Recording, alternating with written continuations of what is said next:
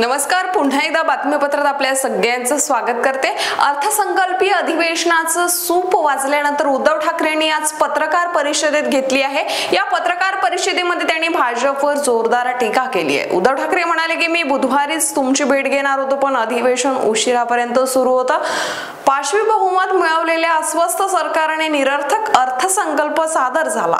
थापा रूपाने ज्या गोष्टी मारल्या त्याची वाचता कुणीही केलेली दिसत नाही आहे आणि अपयश लपवणारे हे अधिवेशन होतं, अशी टीका उद्धव ठाकरेंनी केलेली आहे। 100 दिवसात काय घडलं तर बीडच्या सरपंचाची हत्या झाली, सोमनाथ सूर्यवंशीची हत्या झाली, स्वारगेट बलात्कार प्रकरण घडलं, मुंबईत रस्ता घोटाळा झाला, कुठल्याही गोष्टीबाबत समाधानकारक उत्तर मिळत नाहीये। कर्जमाफी करणार होते त्याचं काय झालं?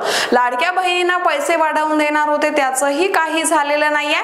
नको ती योजना असं बहिणी म्हणतील का? अशी वेळ येते की काय?